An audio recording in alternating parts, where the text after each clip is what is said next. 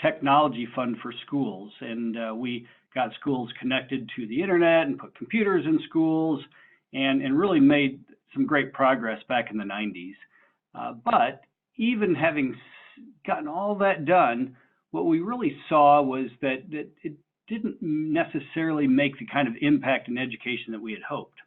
And it struck me that what we really need to do is to use technology to create a real love of learning. And that's easier said than done, I understand that. But one of the things that I know is that when students are engaged in augmented reality or virtual reality, not only is this immersive experience more interesting and they retain more of it, but they generally love it. And I love that. And so I know one of our guests in the webinar today, Tom Darcy from Colorado, they've got one of the great school districts in the country that's integrating technology into the program, and I see the love of those kids when I toured that facility that they had from their learning, and so we want to replicate that. VictoryXR creates curriculum, standards-aligned curriculum for augmented reality and virtual reality. And today we're just talking about augmented reality, but we also have a lot of products for virtual reality. We've got some one-to-one solutions so that every student in the classroom can have a complete VR headset without having to have a phone in it. We have some station-based products from HP.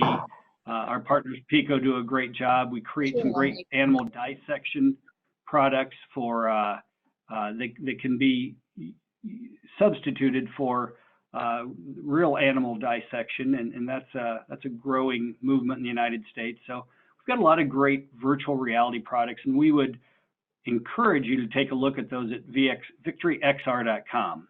But today we want to talk about augmented reality, and specifically augmented reality as it relates to anatomy and integration into the classroom. So I'm going to start out. I know people come to this technology in different places. So for those of you who are experts at all this, please bear with me while I sort of do a little bit of background, but we'll get caught up pretty soon. So Kai, why don't you take me to the first slide?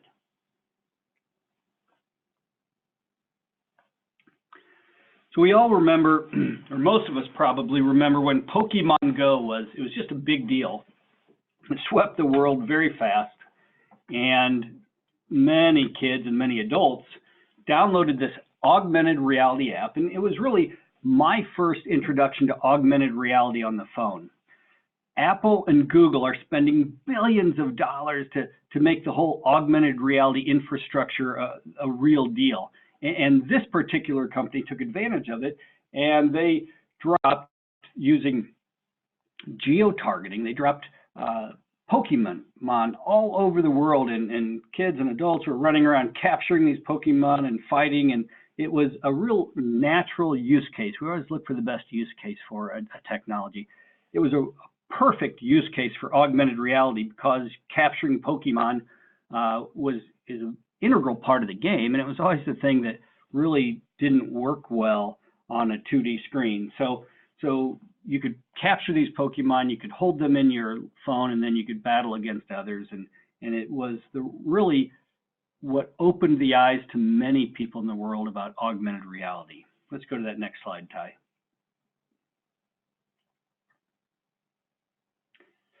So the great thing about augmented reality is that it is immersive. It's not as immersive as virtual reality, but it's still immersive. It lets you step into a world, even if initially now you're viewing it through your phone, but that won't be the case for long. We're going to talk about advancements in hardware very shortly. It's auditory, so if you look at our AR experiences that we'll walk through, you'll see that it's auditory, it's experiential because you can manipulate it, it's visual, and it's fun. So if you think about the different ways that people learn, not just students, but all of us, augmented reality gives us this opportunity to learn in whatever way we learn best. So I learn best by sight. Some people learn best by hearing. Others learn best by doing, and we probably all learn a little bit of a combination of all of those. So the fact that this is one of those tools really starts to change the way we can deliver content, media, and education. And that's, to me, extremely exciting. So Ty, let's go to that next slide. We're going to show you a video now. This is an example of our augmented reality, and I'm not sure, I think you're going to be able to hear it. So Ty, go ahead and start this video, and then we'll talk about it in just a minute.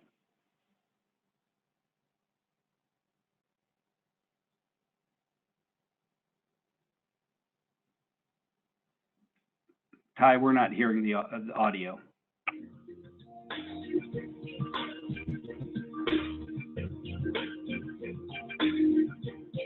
There are two modes for it, because you could shrink the dinosaur and then you could grow it, and you could really get a good look, and it turns something that you thought would never be alive because it's gone into something that might give you a model of what it could look like if it was still there.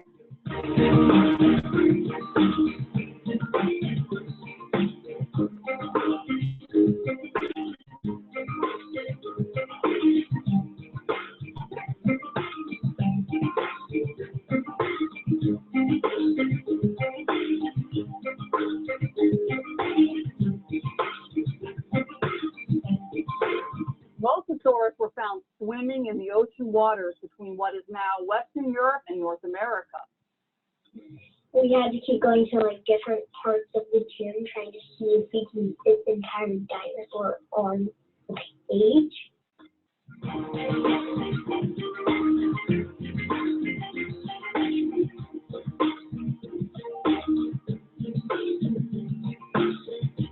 Kind of got up to make it grow and shrink, so it kind of could get close up to look at it. And I like the Velociraptor because it shows you how a Velociraptor would probably react around it pulling.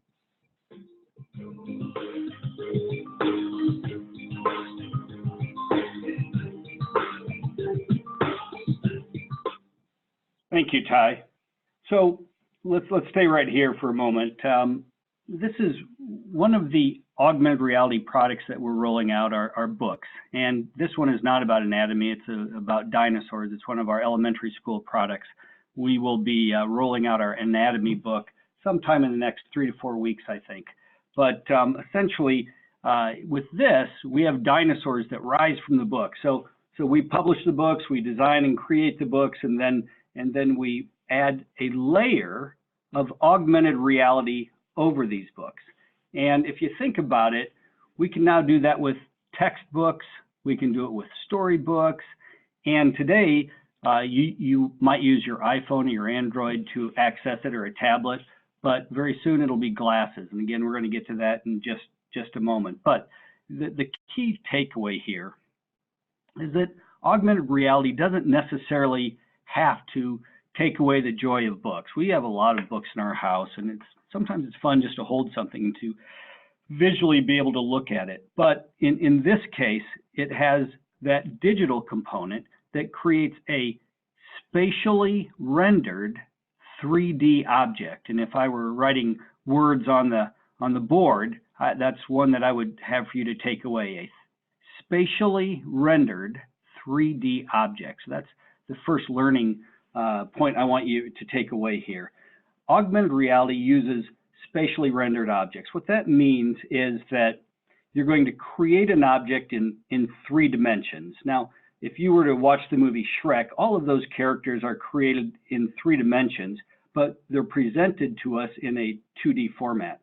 Using your phone or very soon glasses, even though you're seeing it on a 2D format, you can walk around the object.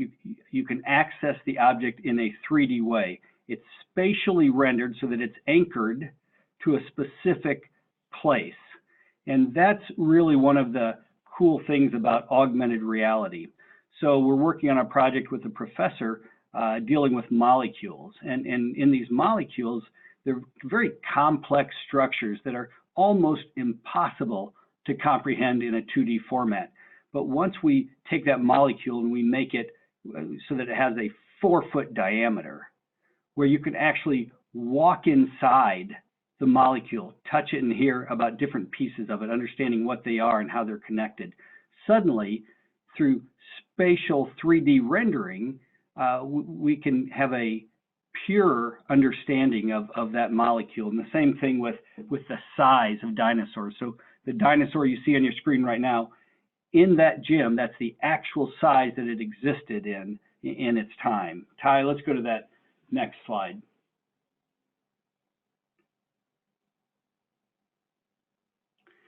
So this is let's talk about some of the hardware that can be used to access augmented reality. So you see here a tablet, and you see it's a standard table, but the objects on the table are placed there again as 3D spatially anchored objects, but accessed through a tablet. Not all phones, not all tablets will work with augmented reality, but if they have been purchased within the last 3 years, almost certainly they will work with augmented reality. We have a specific list of every device on our site, VictoryXR.com, but basically you should know that newer late model phones and tablets work with augmented reality from both Apple and Google. Next slide.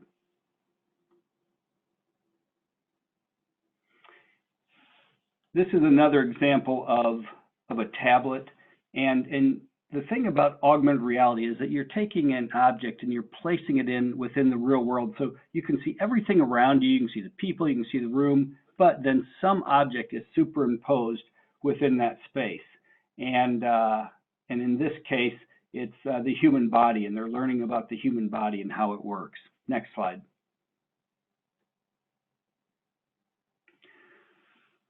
One of the really cool developments that's literally happening as we speak is the rollout of augmented reality glasses. Now, many of us may recall that 6 years ago, Google came out with their smart glasses, and you Google Glass, and people who wore them suddenly became known as glass holes. And so it's sort of an inauspicious start for the world of smart glasses. But now they're rolling out, they look cooler, they have a smaller form factor, and the Nreal, which that's N-R-E-A-L if you want to Google it, Nreal, which is a partner of Qualcomm, have rolled out their glasses already, and they connect. The computer processing is done through a Bluetooth connection to the phone. So if you recall with Google Glass, they had the computer built into the glasses. So you had this big bulky thing, and you had this camera, and it sort of freaked people out that somebody's walking around with a camera connected to their glasses. But the hope is that, part of succeeding with technology is that it works well, that it's affordable, that it has a use case. But if it's cool and it has a great look, you're also going to succeed even better in that case. And no one seems to be better at that than Apple. And so Apple, it looks like, they haven't made a public announcement, but from their patent filings and the other news that they've released, it appears that they will be announcing their glasses, we expect, in the first quarter of 2020. And then at some point later in the year, the glasses will actually go on sale, and I won't be surprised if it's in the September time period as they prepare for Christmas. So next slide. Nope, back one. There we go. So the cool thing about glasses is that you're going to see our human anatomy, but with the glasses, instead of holding a phone up or a tablet or having a virtual reality headset on where you're completely cut off from everything around you, with glasses, you'll be able to see everything around you, be able to see and communicate with the people around you, but there will be this object that is spatially anchored within your view. So this is obviously a parking garage, and you can see a sports car that is within the glasses. So even though they take the glasses off, the sports car is gone, but they put the glasses on, and the garage is still there, but now it has a sports car in it. And when you think about that in the concept of education, I sort of like to think of, the fun of, here you are, students have their glasses on, the teacher's at the front of the class, but Albert Einstein might be standing next to the teacher, teaching, theory of relativity or something like that. All of this is possible within the next 24 months, maybe the next 12 months. It's hard to see, but the reality is the possibilities that will lay out in front of us will begin to appear very quickly, and for early adopters, there will be, I think, the rewards of being the ones who really understand it and can deploy it in learning before others. And for those that are trying to educate students, I think it'll be a benefit. For those that are with colleges or universities or schools that are competing for students, I think it'll be an advantage there. Next slide, Ty. So I want to introduce you real quick to two members of our team. Renee Gadella is our curriculum specialist, and I like to argue, and some of you may quibble with this, but I like to argue that Renee is the best curriculum specialist in the United States. She started out as a classroom teacher, which I think is very beneficial, and then got her master's in curriculum. She worked for a time for Pearson, which is the largest curriculum company in the world, worked for ETS, one of the largest testing companies. She served on a school board in New Jersey. And if you really want to learn education, serve on a school board. And then she served on a school board in the state of Iowa. So 2 school boards, and she has 2 daughters. So if there's a more well-rounded curriculum specialist, I'd like to meet him. Next slide. Then we have Wendy Martin. We love Wendy. Wendy is our science teacher, a female in STEM, 20 years in the classroom, and a national finalist for Teacher of the Year. So Wendy has a lot of great background. She's a great teacher, and we turn her into a hologram on a regular basis and inject her in both our VR and our AR experiences as we teach. So she's another member of our team. Then we have a great development team, but I won't focus on that here. Let's move to that next slide. So before we show the anatomy video, I just want to talk real quick about 5G. A lot of you are probably seeing 5G roll out in your cities. This is dramatically important, so important, and most people don't realize why. Yes, 5G is faster connection to the internet. That's a given. But really what it does is Verizon built a mini cloud on every tower in the United States as they prepared to roll out 5G. What that does is it gives us access to data much faster. So for example, to make the glasses work and to make other like untethered VR headsets work, you have to be able to get data to it somehow. Right now the answer is, well, let's download it to the phone. Let's download it to the VR headset. But very soon, with glasses and 5G rolling out, you're going to not have to have the computing done in the device. So the computer will leave the device. Right now it's built into the device. It'll leave the device, and the computing will be done either on the phone or on the tower, the Verizon tower. That lowers the cost of the hardware. And what we worry about then is, well, what about the latency? What about when you're dealing with high-end graphics, how long does it take to get from point A to point B? Well, in Qualcomm's test of 5G latency, it takes 1 millisecond for the data to get from the tower to the device. Now, a hummingbird flaps its wings, which, as we all know, is very fast, in 3 milliseconds. So it's faster to get the data from the tower to the headset or the phone or the glasses than it is, 3 times faster than the flap of a hummingbird's wing. So that solves a lot of problems. A big, fat data pipe and really fast delivery. Now, I know you might say, oh, this is the hype, but what's the reality? Well, so far, this testing is bearing out what we hope to be the case. So whether you're getting the AR from your phone or from a tower, we know that it's going to dramatically change the way hardware is delivered and also the shape and form factor of the hardware. So let's go to that next slide. So this is, let's not play it quite yet, Ty. This is Victor the Torso. So Victor is our augmented reality anatomy lesson. And it's our first product, and we'll talk a little bit in just a moment. I'll have Renee talk a little bit about our second iteration. But essentially, we have a physical atom-based torso that sits in the front of the classroom or wherever it might be.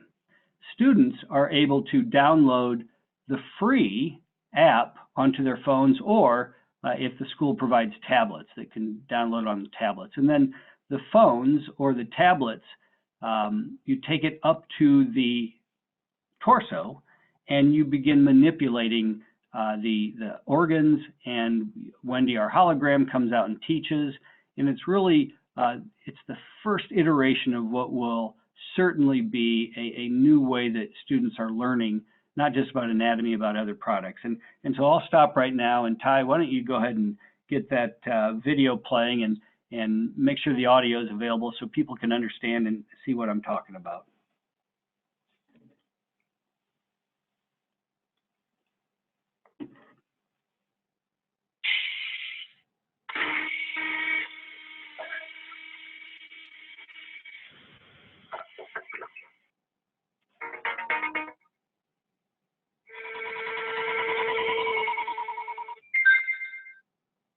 The right lung is the larger of the two lungs, and it is divided into 3 lobes. Notice the shape of the top and bottom of the lung. The top of each lung is called the apex, and the bottom is called the base. The opening on the back of each lung is called the hilus. This is where the bronchi and blood vessels enter.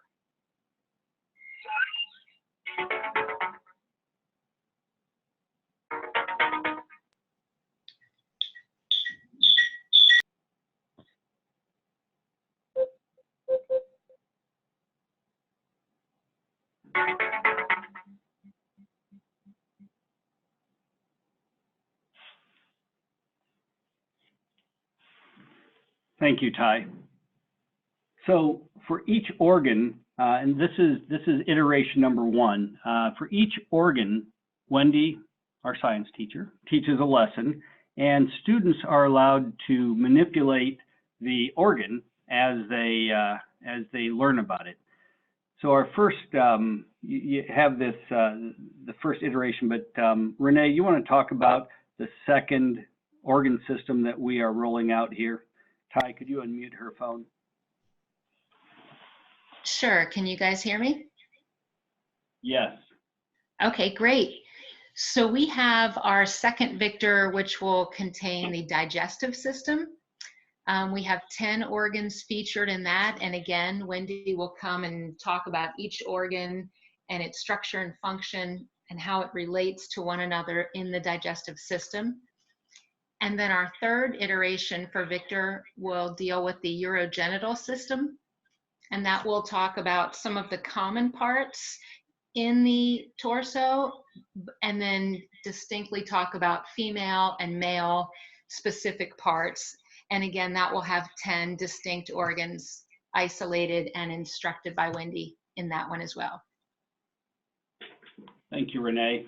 Sure. And the great thing about the way we've structured this is you buy the torso one time, and then there's plates that attach to the torso magnetically.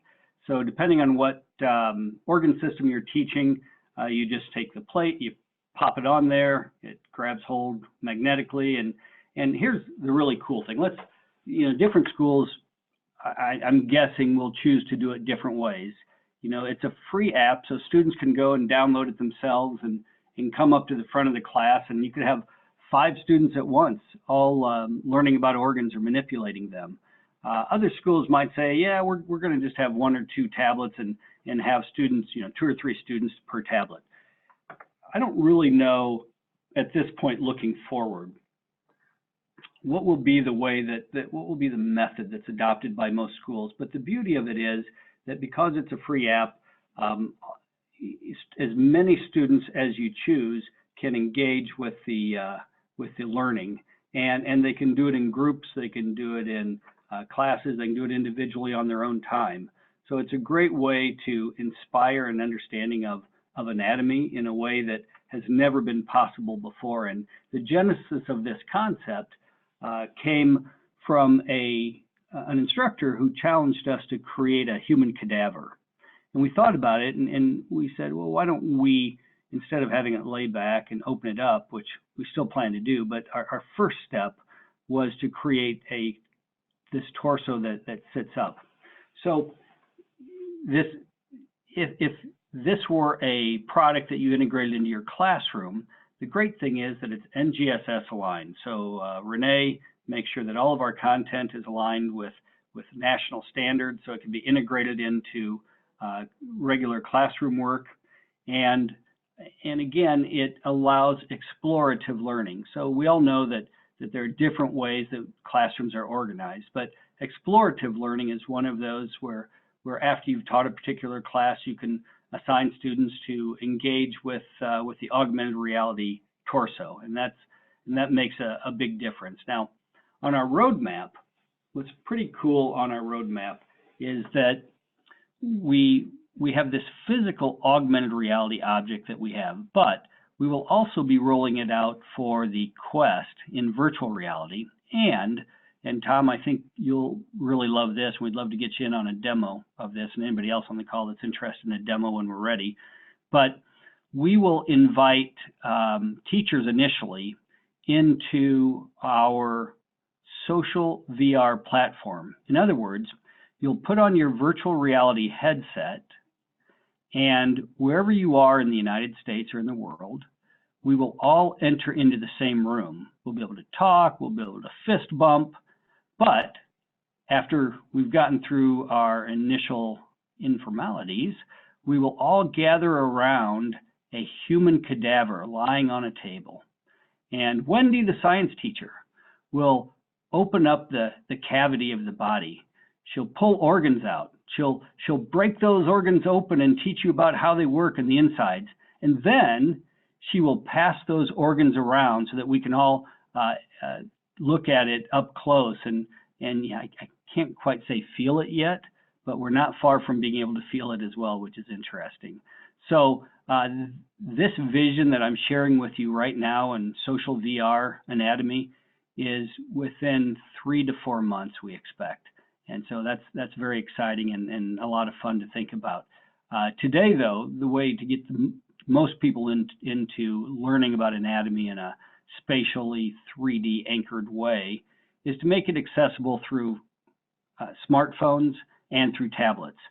You know, part of the challenge with VR is that there's a friction point when we're trying to get VR hardware into the hands of students in schools. But everybody has a phone. Probably 50 to 70% of those phones are AR enabled.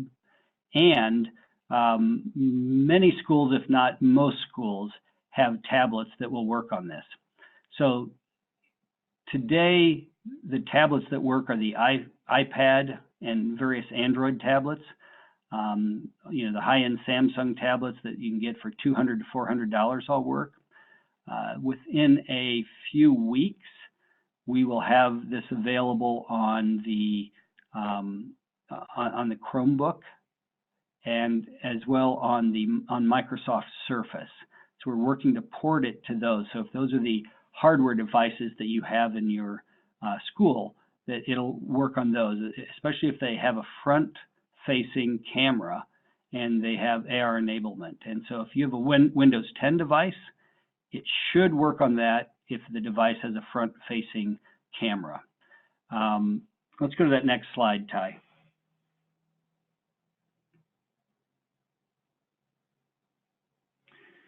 So probably should have been on this before, but just to cover them again. The content's NGSS aligned, so national standards are covered, and that makes it easy as teachers integrate it into their lesson plans.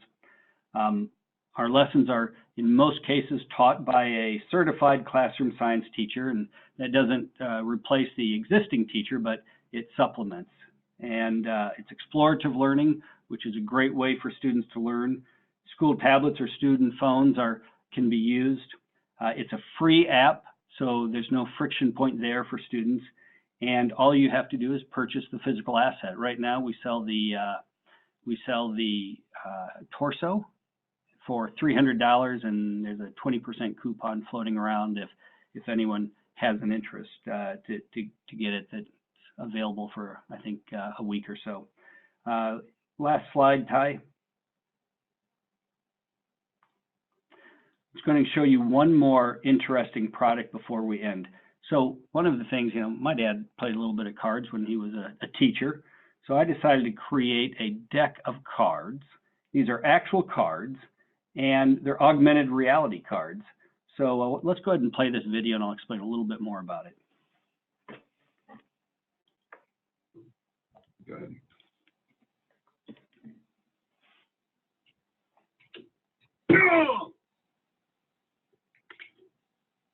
Okay. So the point, thank you, Ty. The point of the video is that these cards can be used for augmented reality, but they can also be used to play standard card games. So this is a memory game. So if you have elementary students, they can play a memory game just like that. And then if they hold their phone or their tablet over it, the space object floats above it and comes to life, just like the dinosaurs and the organs. Next slide, Ty. Our roadmap, we hope to have the full human cadaver by January of 2020. My curriculum specialist tells me I'm being a little bit too aggressive on that calendar date, but I think we all know, set the date and try to achieve it. We have additional systems for the torso rolling out this month and then in January of 2020. So with that, I'm going to go ahead and stop talking. And Tom, I hope you have a question to kick us off, or someone else. But Ty, why don't you unmute people and let's see what questions or discussion we might have. So Steve, this is Tom. I think you're selling yourself short with the sheets that come with each of the science applications or experiences. Working in the school district, one of the biggest school districts here in Colorado, that is a primary selling point, particularly when you deal with those who set curriculum and lesson plans and things of that nature. So I applaud your entire team for what they're doing there. One question I do have is, how do we get copies of these slides? Yeah, so Tom, if you email me, I'll just attach and share the Google Drive with you, or the slide deck. That's a really good point. What Tom's talking about, and that I should have had that in here, but every one of our experiences comes with a one-pager. When Renee, obviously having been a classroom teacher, made the point that teachers don't need a book. They need a one-pager that helps them integrate a particular experience into daily classroom lessons.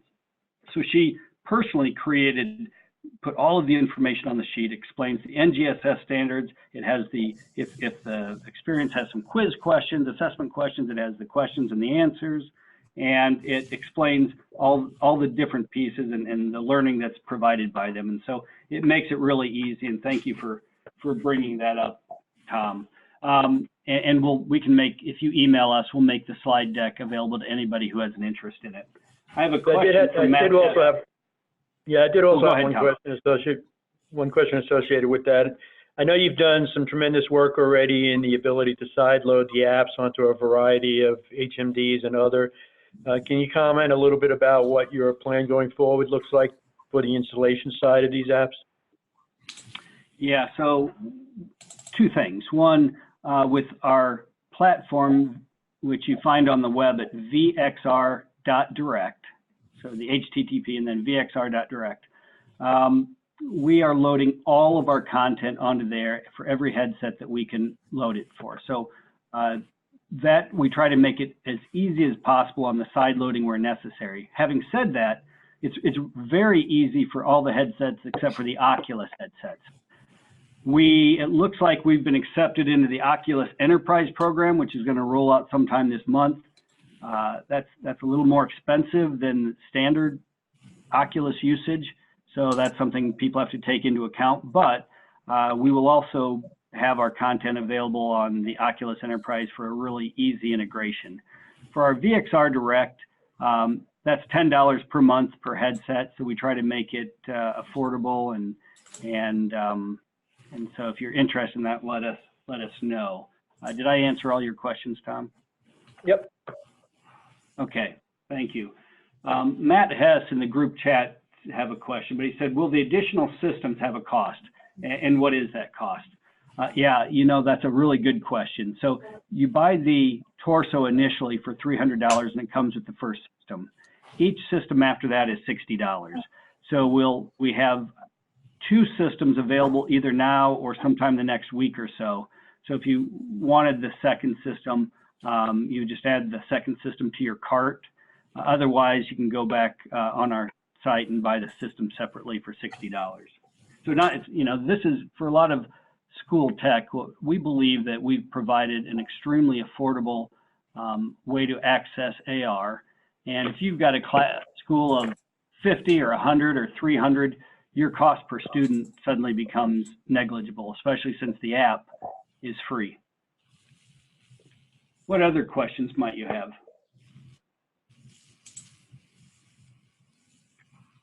And feel free to use the chat if you want down at the bottom of your screen.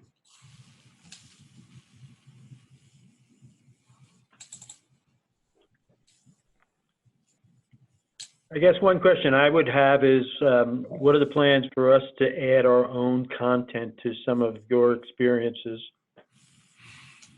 Tom, if you have content that is virtual reality content, we are ready to have you add it in January. Okay.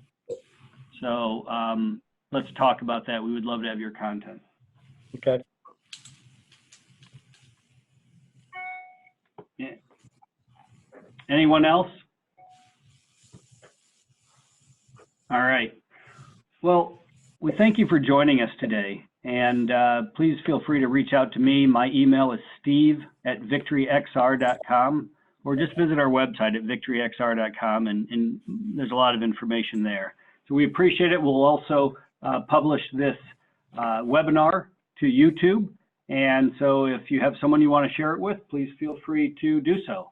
Thank you very much for having us in your phone today.